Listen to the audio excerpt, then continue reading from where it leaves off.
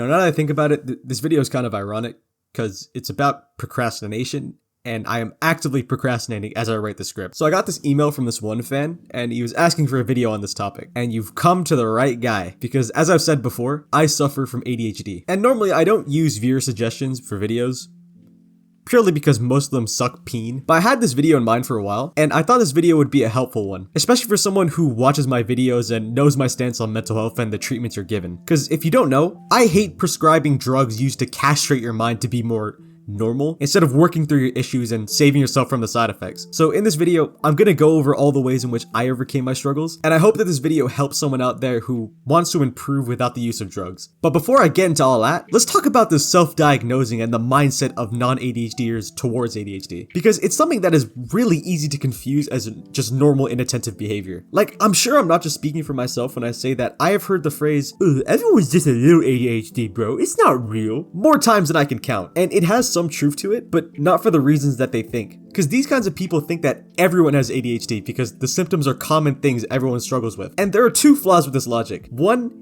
ADHD is not on purpose, and it happens all the time, even when you need to pay attention. Like, normal brain people can sit in a lecture they find boring, but can still take in the info and make themselves pay attention. But with my brain, for example, it doesn't matter how important the info is. Sometimes I just don't even realize I'm not listening until the person stops talking and I'm just sitting there like, wait, what did they just say? Like, I sit there like a fucking punching bag and I'm not even listening, even though I'm like trying to give them my attention. Like, it's so hard to explain. And two, the world we live in induces ADHD-like tendencies because ADHD is disordered attention and hyperactivity, not just inattentiveness. ADHD brains just simply crave dopamine a lot more than the average person. Like, back in the day before we really had much knowledge about dopamine pathways and instant gratification, studies were trying to find a link between video games and ADHD. But there just isn't a connection. All they found out was that ADHD kids played video games for longer than others. And the reason for that is because their disordered attention span. Like, if you sat down a kid with ADHD in, let's say,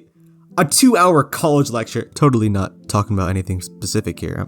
No, this is just completely hypothetical. You'd find this specific person zoning out a lot more and having a harder time taking in the whole lecture, even if they were forcing themselves to listen. However, sit that same kid in front of a video game and watch him play from sunset to sunrise without acknowledgement of the time passing. That's what I call the two extremes of ADHD attention. Hyper-focus and fixation, where you're so focused that quite literally nothing else matters, and lack thereof. And because of the fact that a lot of kids nowadays have been brain throttling themselves since the age of 8 with technology, many people's attention spans are affected. However, that doesn't mean that they have ADHD. They can still focus and make the brains focus. They just have poor attention spans and are confusing it with ADHD because it's so easy to self-diagnose, leading us to have fuckers like these. Oh, I'm so quirky, I have ADHD, I'm so quirky. Shut up! So now that I've hopefully cleared up some misconceptions, let's move on to the main talking points. One of the biggest struggles I found when I was younger was trying to stay on task. Like, I find myself constantly switching between tasks when I get stumped and repeating this instead of being able to get into a flow state and focus on one task at a time. And you may be thinking like, well, isn't this not a problem? I mean, if you can't think of anything for the first project, why not just switch tasks and work on something that you can actually think on? Wouldn't that be a better use of time? And that would be true, if not for the fact that when you constantly switch between different things, you're not able to brainstorm enough info about one topic, which decreases the quality of the final product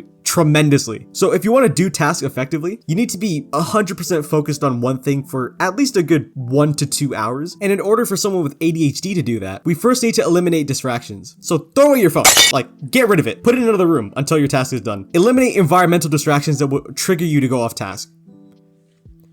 And abuse coffee. Yeah, I can't lie, this point is kind of anticlimactic, but caffeine is quite literally the only way I've found to enter a consistent flow state when doing assignments or homework or making these videos. Despite coffee being an energy booster, it won't make you bounce off the walls and make focusing even harder. It actually calms you down and helps you focus. And I don't know if this is a scientifically proven method or not, but it works for me. So my second point, and probably the most annoying thing about having ADHD for me, forgetfulness and disorganization. Like, I cannot tell you how many times I've missed appointments, forgotten about homework, even forgetting to go to class because I thought it was lunchtime, had me in the cafeteria waiting for my friends like this. Like, you get the idea. My mind was all over the place. I was a physical and mental mess. And my tip for curbing this issue, and I cannot stress this enough, to-do lists, schedules, write shit down. It sounds so simple, but it changed my life. Like making to-do lists and setting deadlines for certain tasks. It kind of guilt tripped my brain into doing things I should be doing, like organizing my room once a week, doing the homework for the week, not forgetting about the thing that you have coming up. Like it was life-changing for me. Like a calendar is good for deadlines and appointment reminders. Plaster a paper above your desktop so you have a constant reminder of the things you have to do. It all goes a long way, trust me. And it isn't like a perfect method because you should be training your brain and your memory, because if you rely solely on written information to remember things, your memory's gonna go to shit, and that's not good. But it's a great failsafe in case your dumbass slips up, because trust me, you're gonna. Now this topic is near and dear to my heart. I cannot express how long I've struggled with this one, because procrastination is a fucking plague! Like, you think my upload schedule gone to shit because I'm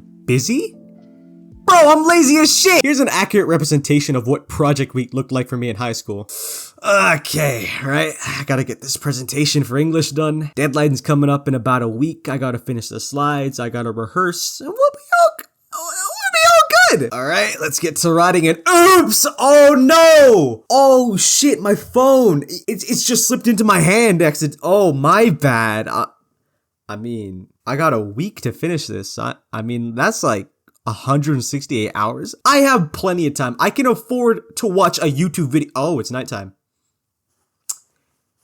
It's nighttime. Well, I mean, there's always tomorrow. Oh, it's a deadline day. Oh, shit. Well, my bad. Oh, I wanna kill me! It's either that or I'd pace around the house for literal hours sometimes, thinking about random shit or things that happened during the day. Oh my god, remember that one cat I saw on the walk home from school?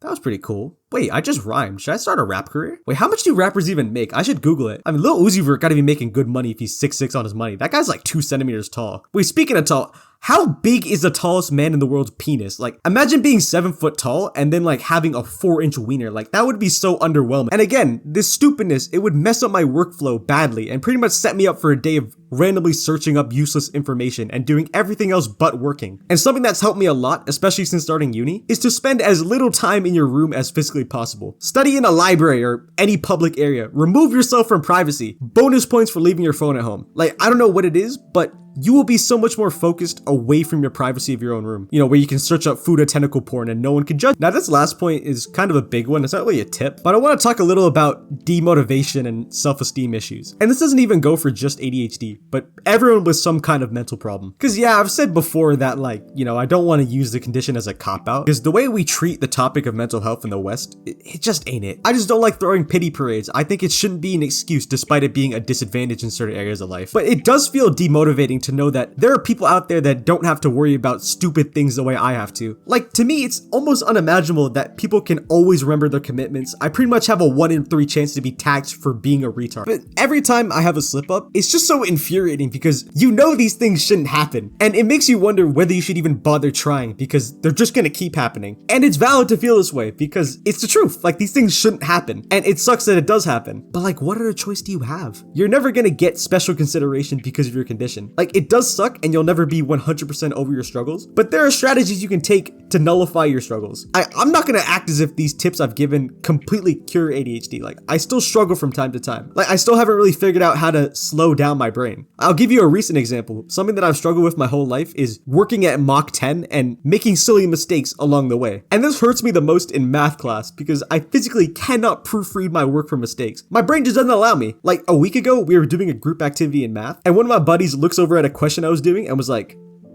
yo, did you even read the question? And I had to look back and I had switched the coefficient and the exponent numbers in one of my problems because when I read the question at my stupid little pace, I saw the numbers in different places than what they were. And unless I make the conscious effort to slow down and do each step carefully, I physically cannot work at a pace slower than my default, which leads me in these stupid mistakes. And I don't have a fix. Like, it's annoying, but I'm still doing pretty well math though.